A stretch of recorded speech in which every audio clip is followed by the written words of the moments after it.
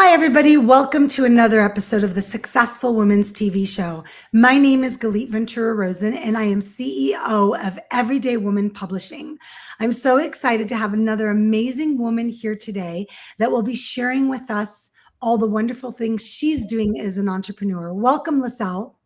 Hi, Galit. Thank you so much for having me. You're joining us from New York, right?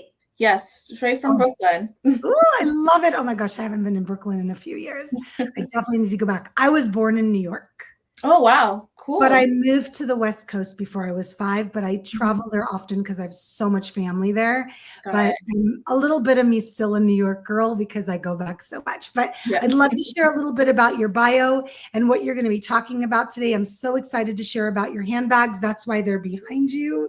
Those are not collectors' handbags. Those are Liselle's handbags. Yes. So I'm excited to share about that too. So here we go. So Liselle Kiss, designer and founder of Liselle Kiss American Heirloom Handbags, is an award-winning American designer and artist known for redefining luxury through the lens of functional art. Based in New York, she's the founder of Liselle Kiss American Heirloom Handbags, a 100% Black-owned brand celebrated for its architectural precision and commitment to sustainable craftsmanship. Oh, I love that. The brand has a retail presence since her debut. Her collections have been featured in premier luxury retailers, including Bergdorf Goodman, Nordstrom, Bloomingdale's, and Shop Up, which is so impressive, which is a whole nother story on its own, right? So today we're going to be talking about building your own luxury brand. Yay. Please share with us about how you did this and how those listening can build this, even if they're selling a product or their services. Absolutely. It's all about positioning and really finding who your target audience is. The way I did it was right in the middle of the pandemic in 2020. I felt stuck having a physical product. How in the world am I going to show my physical product during the pandemic? So what I did, I hired a LinkedIn coach, and I decided to just find a way to do it virtually. And I found my target audience, which was I was targeting fashion executives, as well as people I felt like who could purchase my bags at the price that they were. And so I just connected on LinkedIn to the point where I was seen. Then someone rose their hand and said, "Hey, do you want to meet for lunch?" And that's kind of how I was able to get into the retailers. And I was doing social media content and posting, showing my bags, talk about my story, building myself up, let the media, the audience get to know who I am, so they felt, I guess, trustworthy. And even though I didn't see the person on the other side watching me, people were still watching me, and that's how I was able to get the opportunity. Isn't it crazy how they're always watching? So the way that Liselle and I connected is I got a message through Instagram, and I was impressed with the personal touch of the message because I get a ton of messages and I don't respond. And I've never met Liselle. I wasn't even following her on social. And then she reached out to me or her team, it doesn't matter who. And I received a message that said, "I really love what you're doing. I could see you take ownership and pride in your purpose." And she connected it to the handbag. And I fell in love with her, and I didn't even meet her. And I said, "I need to have you on my show." And there isn't like a public invite to be on my show. The only way you're on my show is if I ask personally. So that in itself already showed me that you have that understanding of that personal, building those personal relationships. So talk a little bit more about that for me. Yeah, absolutely. I feel like, especially the way that there's two ways to go about it in the fashion industry as well as like in business. One, you can go straight marketing and just kind of be a person that's kind of hard to reach. Yes. Or you can go straight. I like to say there's two lines of sales and marketing, or you go straight sales where you're just going to be talking, having conversations. Yes. You really can't make a sale unless you have a conversation with somebody. And also, there's different ways of doing sales too. There's the one that's very transactional, which is very cold. And then there's the one that's very warm and almost like you're talking to not a friend per se, but talking to someone that you actually care about, which is more of I like to say the doctor version of sales. Yes. And I think that it's all about the heart, right? So it's like, if I decided to connect with anyone, I care about I care about connecting with them human to human, not because it's going to be like when I reached out to you, Galit, it was all about, hey, I want to let you know who I was, but at the same time, like, how do I connect your story to the bags that we have? And that actually does matter. I actually really wanted just to meet you on Zoom and talk about So it. that was very clear. Yeah. Mm-hmm. I'm very fortunate to get brands that want to work with me or collaborate with me and either give me free products or pay me for my videos or whatever. What was great about you was it wasn't pushy, it wasn't salesy. It was, hey, by the way, I love everything you're doing, and we love creating these custom handbags for women like you. Yes. Would you like to learn more about them? And I said, absolutely. And then you shared more about them. And then I was very honest with you. I'm like, I'm not really a handbag person. And you were so respectful about that. And it was nothing pushy. But then I said, let's get you on a platform where you could share it, because I have so many listeners and people that watch that are so much so. So yeah. I would love if we transitioned a little, and then I want to get back to how to build your luxury brand, but I want you to talk a little bit about your company, how it came to fruition, what you actually create, because I think it's so unique. Absolutely. So the way that my handbag started was really from a sustainable point of view as well as a dream. I worked in the fashion industry. I know there's a lot of waste making all these collections every season. And I was like, it's the least wasteful thing is a handbag. So I decided to focus in on handbags. I'm a graduate of Parsons. So after I graduated, I decided to launch my line. And then also what I felt like what was needed is that a handbag is not just like a device. It's not like, oh, look at me. It's more like a memory of like what you're carrying and like kind of like the cheerleader in the office. Like no matter what happens, like you have your bag with you. So with my company, one reason why I created the way I did is I just felt like there's so much entrepreneurs. I have an entrepreneurship degree from University of Central Florida, and entrepreneurs just don't have the time to really like reward themselves. Like they really don't. So that's one reason why we met, because I was like, I want to reach out to entrepreneurs. I want to reach out to the women that don't feel like they don't feel seen, but like they don't see themselves. And so I just really want to hear the stories and the conversations. And that's kind of how I pivoted my brand away from the stores. So like, mind you, I was in the stores for a couple of years. But I felt like doing a mass, mind you, I could say I was very close to being like Michael Kors, but I did not want to make my bags in China or Bangladesh. I was making my bags in Italy and New York. But I've had to scale, I had to go into those countries, and I just didn't feel as if I will be able to walk the factories, make sure that everyone's okay. I really believe in against, mistakenly, human trafficking in the fast fashion industry, like those things, good conditions. And if I can't walk the factory, if I can't see it, I'm not going to make it. So that's kind of like everything matters, like from the leather materials, like this is actually what you're seeing here is actually one of my masterpieces. Oh, so this is Hold it up. Yeah, this is a Zena bag. It's gorgeous. Beautiful. And that's like the color. I've been wearing that nonstop the last few weeks. That I call it floral. I don't know if it is. Yeah, it's like it's a tulip pink. So for instance, my aesthetic is very flower petals.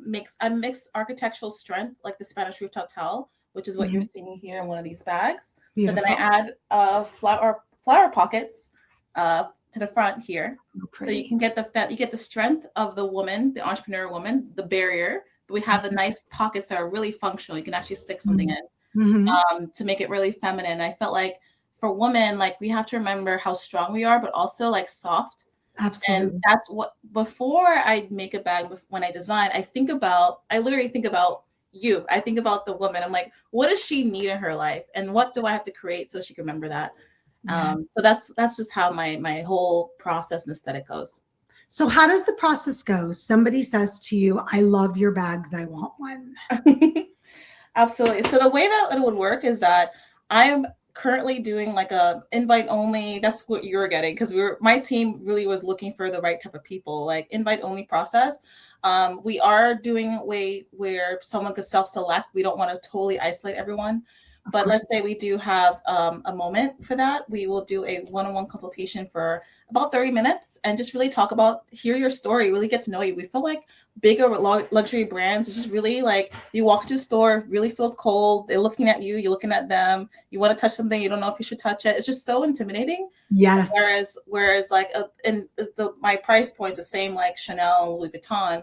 So like I want to make it opposite of that. Hey, what's your story? What's your name? I know your name. Hey, Galit. Like let's be more down to earth and just have that experience. And also people who are very busy, I'm also thinking of ways, okay, if they don't have the 30 minutes to talk to me, how do I make it streamlined where they just like the brand and just go ahead and get it, you know? Yes. And then the bags are made one at a time per person, because I really believe that is the most special way to make a handbag for someone. So even if we have the same color, that bag is made for that person. So I'm from the bridal industry initially when I started about 13 years ago. Mhm. And I've noticed that the bridal industry is doing it properly. You know, you have this experience, you have a moment in your life, right? This one Yes. moment, and then it's made for you. And I'm like, this is how I want it to be. So it takes about 6 months for me to make the bag with my team of artisans in New York City, that we can say we're going to get your bag in 6 months. It could probably be sooner, but we want to make sure the 6 months promise, because anything can happen. The leather, if we have to create the color from scratch, the leather takes about 12 weeks to make as well. So it's just all these things that I love that. I love that you're making it an experience. We both know that right now we're in a trust recession where people really want to trust people, because we get online and we don't know what's real anymore. I can't tell you how many times a day I say to my husband, is this real, babe? He's like, yeah, it's real. I go, are you sure? So one of the things that we're going back to, I don't want to say go back to, we've always been like that in Everyday Woman, is we want to jump on Zoom with you. We want to get to know you before you want to publish your book. We do networking events on Zoom because our women are all over the world, so we can't do it in person very often. And we've learned that people just want to hear you, right? This is a show. It's real people talking, and they're just trying to find it. So when you're doing this, you're building this trust with them, and they're saying there's a real person that really cares. Yes, I love handbags, but I don't have one this special. And so it's so neat because we know handbags can be kept for 100 years, right? They're not things we typically get rid of or give away, unless we give it away to someone we love. We've done that. Only if you love them.